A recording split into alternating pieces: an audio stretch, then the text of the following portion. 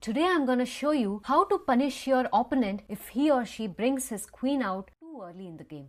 So let's look at an example. White plays e4, black plays e5, and now white plays queen h5. And now at this moment I have seen a lot of beginners tend to panic. They think, oh my god, he has got his queen out too early. He's going to capture my pieces. He's going to give a check to my king. He's planning to checkmate me. I mean, before you go into all that panic kind of thinking, just take a deep breath and think for a moment. How is this queen ever going to checkmate you without the support of her army? Look at this army. They're still sitting in their home. It's just one queen that has come out and you tend to panic. And in that panic mode, I have seen players make bad moves. Like in this scenario, I've seen, the queen has come into my territory, let me just attack her. And they play a move like g6. G6 is such a bad move. Well, in your head, you're trying to attack the queen. It may be good to you, but in reality, it's a very bad move. Because now, you are letting this queen to capture your undefended e5 pawn and launch a fork attack on your king and your undefended rook. It doesn't matter how you try to block this check, because in the next move, this queen is going to capture this free rook and black is already lost in this position. So when a player plays a move like queen h5, ask yourself this important question. What is she attacking? Stay alert on all the kind of threats that she's creating. So in this scenario, if you see, the immediate threat is that she can capture this undefended e5 pawn with a check to the king. Besides this, she's eyeing this f7 pawn.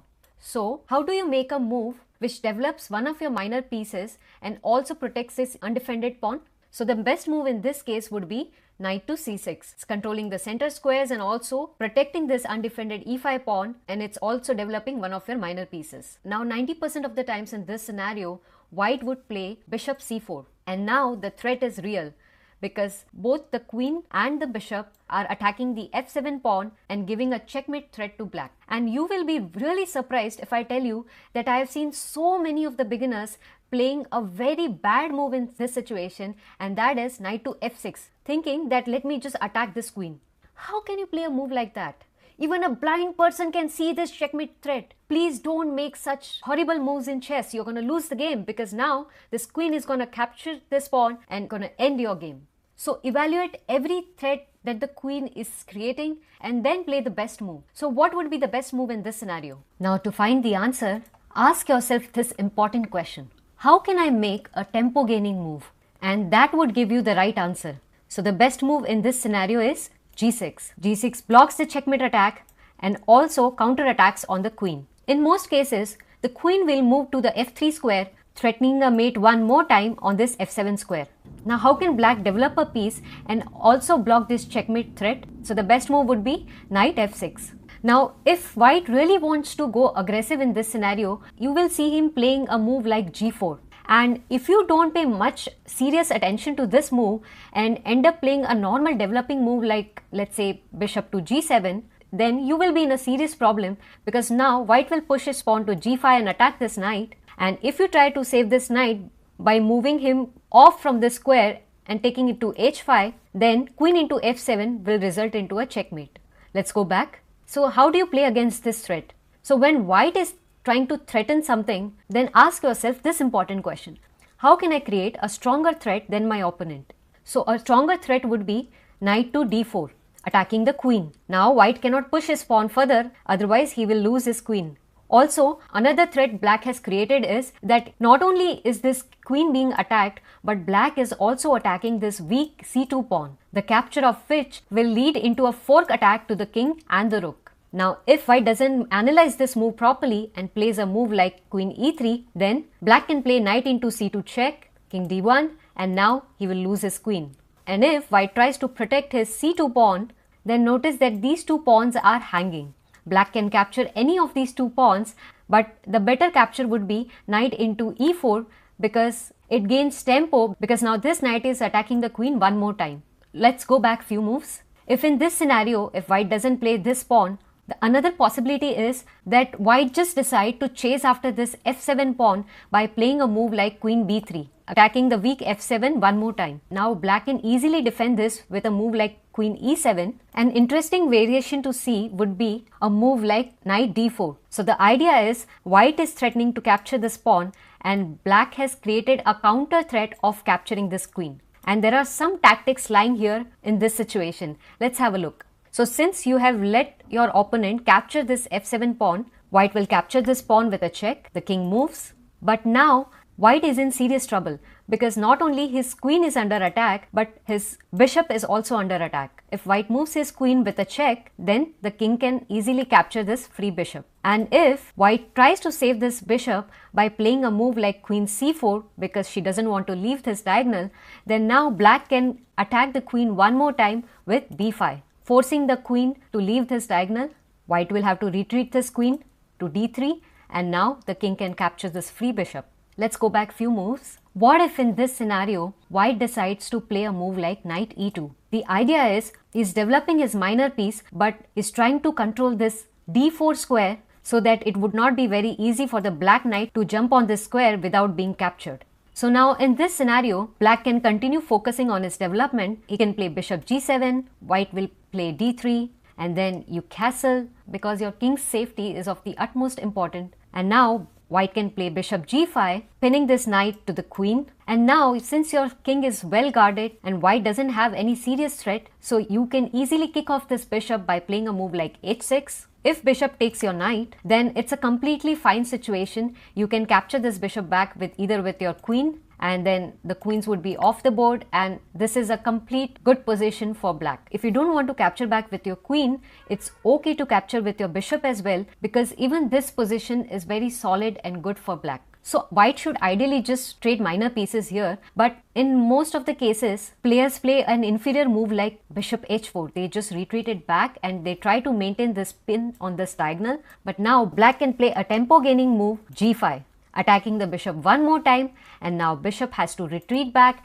and look at how badly this bishop is trapped. It has no squares to go and is just kind of locked up in a jail. He has nothing to do over here. Though this bishop is still sitting on the board, but you can consider that white is playing now with one piece less because this bishop is useless. It can participate in any kind of attack without being captured or without sacrificing itself in the future play. This is a very good position for black, and now since this bishop is locked up and black's king is completely safe with his pieces and pawns protecting around him, and since white's king is still lying in the center of the board, black can strike in the center with a move like d5. Now on the surface it may seem that black is sacrificing a pawn, because if white takes, black cannot capture back with the knight, otherwise black will lose a piece, because then white can easily capture back with the bishop and black would be down a piece. So after these calculations, white would happily take this pawn on d5, and now black will not capture back because he doesn't want to lose a piece obviously, but he can play a very nice in-between move, and that is bishop to g4, attacking the white queen one more time and simultaneously developing his minor piece. The only square left for the queen is the e3 square, and now if black wants, he can capture this pawn over here. But if he does that, I mean, in most of the cases the white bishop will capture back and then there will be a trade of minor pieces here. So when you have a very good position, when you are ahead in the development, your king is completely safely castled and your opponent's king is still sitting in the center of the board, you don't want to trade your pieces with the opponent. So a better move in this situation would be knight d4, centralizing the knight and double attacking this knight over here. The first attack was obviously by this bishop. Now since this knight is double attack, white will have to capture back, and now the pawn captures and now the queen captures the pawn. Now I'm sure you must be thinking that I just told you that you shouldn't exchange pieces when you have the initiative in the game, when you have a better position, when your pieces are more developed. Then why did I keep my knight on d5 to get traded with the opponent's knight? Well, the idea was to open up this file for the rook and the queen so that they can launch an attack on the opponent king. And now since the file is open, black can give a check with his rook. Now if the king goes to the d2 square, then white will lose his queen by knight e4 check, because it's a discovered attack on the queen. So now the king will be forced to move on the f1 square, and we are going to attack this king one more time with bishop e2 check. King will go on the g1 square, and now we'll play a brilliant move, and that is knight to d7. Why is this brilliant, you may ask? Well, this move just created a discovered attack on the white's queen, and if you closely observe, white's queen does not have any safe square to retreat. All of these squares are covered by the black pieces. So now white will be forced to trade his queen with our bishop, and after that it's an easy win for the black. Let's go few moves back and look at one more variation. So what if in this scenario, instead of getting this knight to this square to protect this d5 square, white plays c3, stopping knight d5 with his pawn? Well, then in this scenario, black can continue focusing on developing his pieces. He can play bishop g7, white will play d3, and now black castles, and white would play bishop g5. And since our king is safe, we're going to attack this bishop with h6. And if the bishop retrieves, be happy and play the bold move g5, attacking the bishop one more time. Bishop goes to g3. Now, as we can see, the bishop is already locked up over here. This bishop can't do much. And now we play d5 to start an attack on the center. Idea is to open up this file because the king is still sitting in the middle of the board. White thinks that, this is a free pawn. So most of the times he will take it. Let's say he plays e into d5, and now we play the in-between move, bishop g4, attacking the queen. Queen goes to the e3 square, and now since we cannot get our knight on this square, here we can play another tempo-winning move, which is knight into d5, attacking the queen one more time. And as expected, this bishop will trade with our knight. We take back with our queen, and now this queen attacking this weak g2 pawn. So black will try to save this by playing f3, blocking the attack of the queen and also counter-attacking this bishop. Bishop can now come to the f5 square, and now black is creating a double attack on this weak d pawn. Or one more interesting move to play would be f5. So you're telling the opponent, if you want to capture my bishop, you take it. But then how are you going to take care of this f6 move, which is going to fork your bishop and queen together? So what you're telling your opponent is, fine, if you want to take my bishop, take it. I'm also going to counter-attack and put your pieces into fork. And notice, after this capture, this file would also get open for the f rook to get active. White thinks that, since I'm constantly under attack and I'm constantly defending and running around the board, let me just trade a few pieces and maybe that would ease his position. So he plays f into g4, and now black can push this pawn and put these pieces into fork. But another interesting move to play in this position is queen into g2, threatening to capture this free rook over here. White's only defense is to play queen f3, and now this queen can slide to the other side of the board and capture this weak b2 pawn. And now this queen is threatening to capture this trapped rook on the a1 square. This is a very bad position for white, and black is already winning. If you are enjoying this video, then do give a thumbs up and don't forget to subscribe to my channel. By the way, do check out the membership program that I have for you. I'm sure it will take your skills to the next level. Now let's go back at the starting position and look at some more variations. So we saw how g6 was a very good option as it blocked the checkmate threat and also attacked the opponent's queen.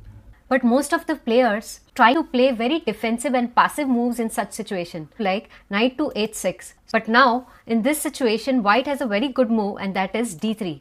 So now white has opened up the diagonal for his dark squared bishop, and now this bishop is aiming at this knight. But black thinks that there won't be any serious threat in the position because white is just trying to develop. So he plays a very normal looking move like bishop to e7. And now comes the deadly move, bishop into h6. So what did white just do? He removed the defender of the f7 pawn, and white is once again threatening checkmate here. Now if black recaptures the bishop, then the game would be over for black. Let's go back again. Now we have seen the most common variations when white tries to attack the f7 pawn with his queen as well as getting this bishop out. But what if in this situation white doesn't get his bishop out but rather tries to play a very developing move like knight to c3? Then what should you play? Well, in that case, black has a very good move. Black can develop a piece as well as attack this enemy queen. And what would that move be? It's very simple. Knight f6.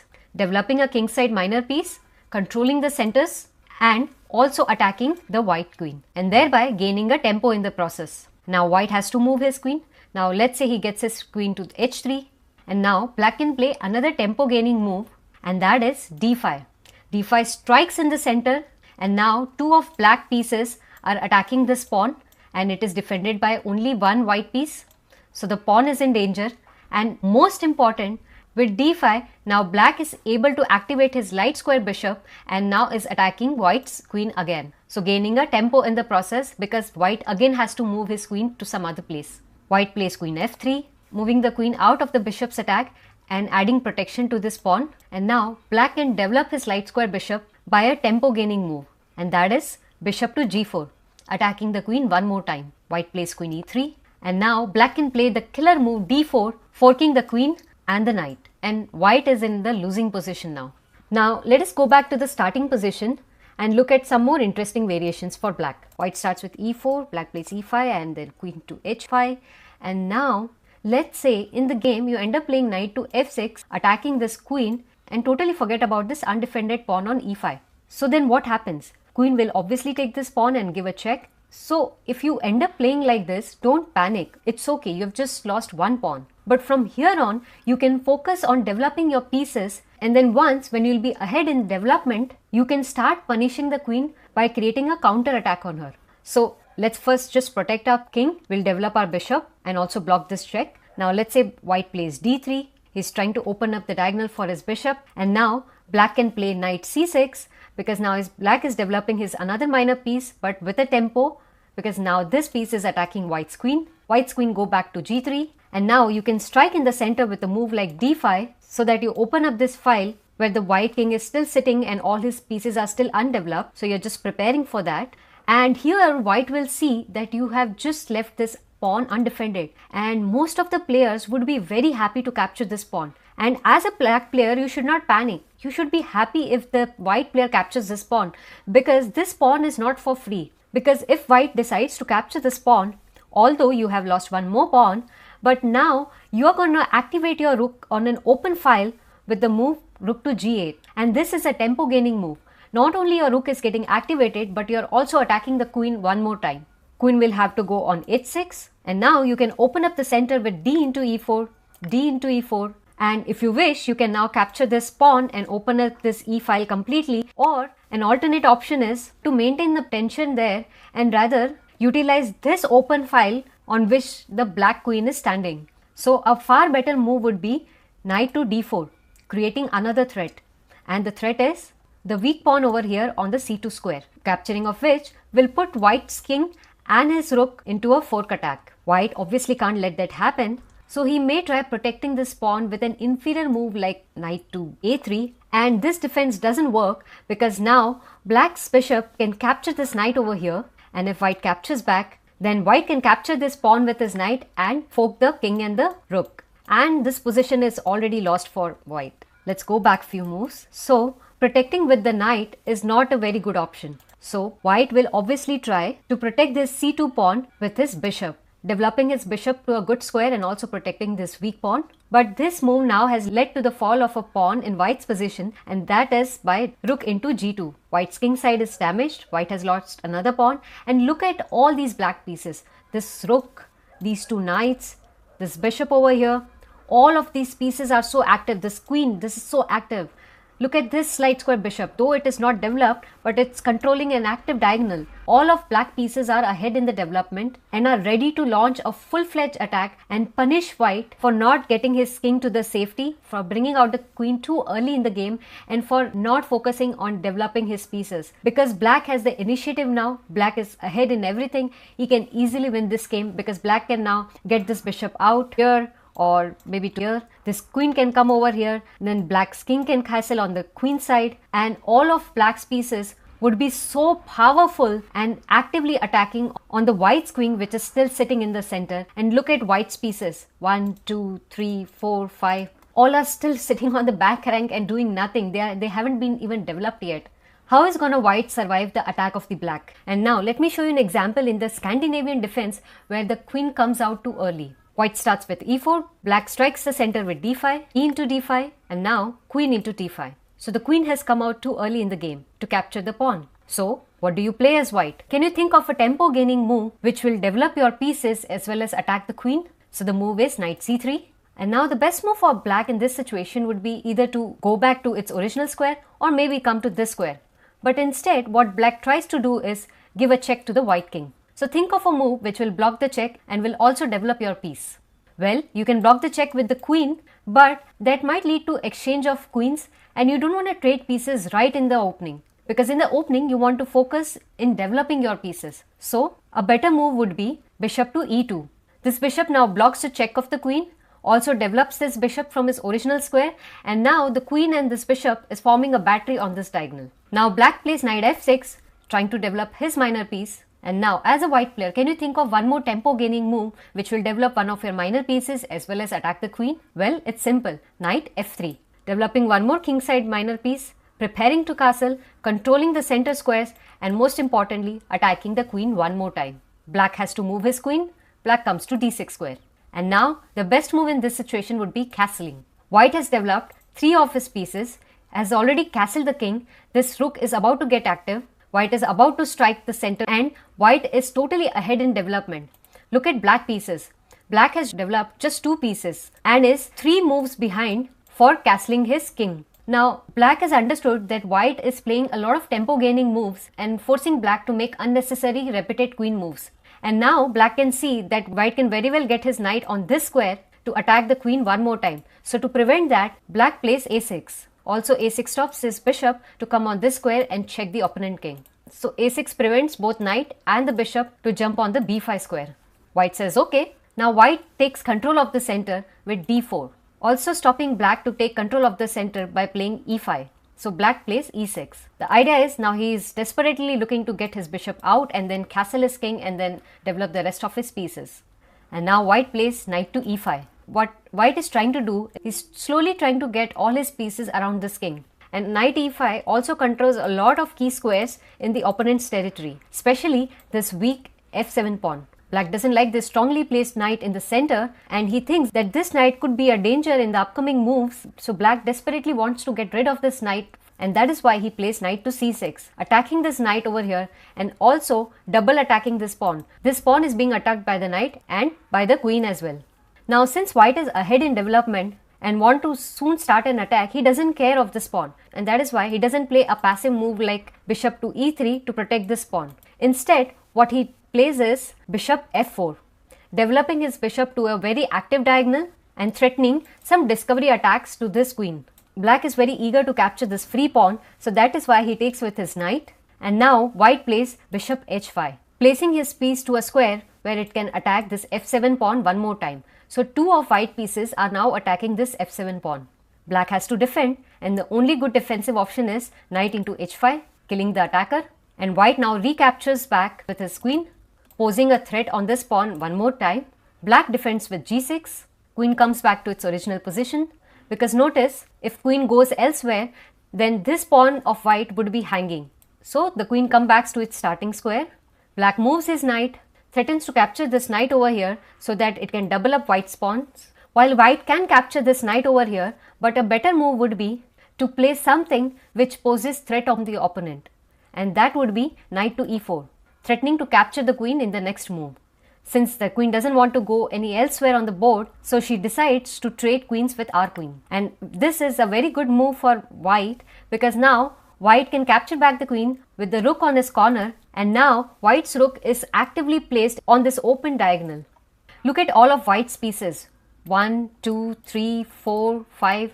All of them are so active. Like at least these 4 pieces are so well developed. And look at this rook. This rook is ready to jump into action anytime. And look at black pieces. Just 1 piece is developed. The rest of them are still sitting in the home doing nothing. So white is clearly ahead in the development and that is why he starts to launch a small attack. Black is now keenly looking to develop his bishop and get his king to safety as fast as he can. So black plays bishop to g7 and now white creates another threat in black's position by playing bishop to g5. Do you see the threat? The threat is rook d8 checkmate. Black obviously can't take this free piece over here, otherwise he will have to lose the game. And because rook d8 checkmate has to be dealt immediately, black castles his king. White gets his other knight deep into the enemy's territory by playing knight f6 check. Black doesn't like the idea of keeping all of these white's pieces in black's territory because that could prove to be dangerous in the long run, so he decides to trade pieces. So he plays bishop into f6, and white is already doing good because black just traded one of his bishops for a knight and the position is open where the bishops are more favorable. And white is happy to get rid of his knight because the position is open. And now second advantage that white has got in this position is that black's dark square bishop is out of the board and the dark squares are weak and no black pieces can control that. Black plays knight d6, is just trying to close this diagonal which white might exploit in the future. So he's just kind of closing the doors for the white. And now white plays bishop e7, attacking the rook as well as this knight. While you may think, why are we attacking this knight over here? Because now white can get a free pawn in this situation, because black will move his rook and now these trade off pieces will give white a free pawn as well as let his rook enter into the opponent's territory. Look at how locked up all these pieces are. This rook cannot come on this file because it will get captured. Black cannot develop his bishop over here again because it will get captured. There is no place for this rook to get developed. So white has to first make space for his bishop, and that is why white plays b5 so that he can fianchetto his bishop, connect both the rooks, and then probably start a counter attack on white. And now white doubles up his rook on the d file, creating a strong battery. The black king feels little threatened on this file. Black plays king g7, moving out of this rank as well as trying to control one of these holes. And now white plays rook d8. The idea is, if the rooks get traded, then white would be pinning this bishop to this rook and both of these pieces would be stuck here forever, would not get developed, and white can take good advantage of that by getting his knight to this square and then to this and then double attacking this bishop on c8. That is why black doesn't trade rooks, it plays rook to e7. And now white plays rook d6. First, this rook was defending this bishop and now he is also tied up to the defense of this pawn.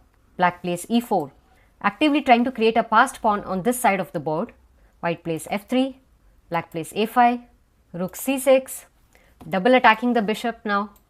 Bishop to b7, rook takes, bishop takes, and now rook forks the bishop and this pawn. Bishop to d5, this pawn cannot be saved, and there goes the pawn.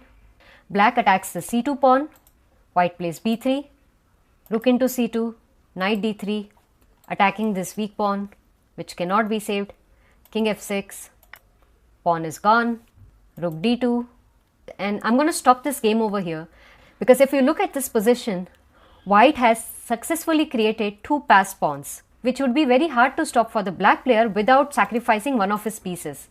And this game now is completely winning for white with the correct moves. So to summarize, how do you punish the early queen moves? Focus on getting a solid position and a lead in development. Always look for tempo gaining moves. And most importantly, when you try to block a check, choose a move which will also develop your piece. And most importantly, don't be afraid to give up a pawn or two if you are ahead in the development and are gaining a tempo. It is black's turn to move now. What would be the best move for black? I'll give you a small hint. It's a tempo gaining move. Let me know your answers in the comments box and I'll see you in the next video.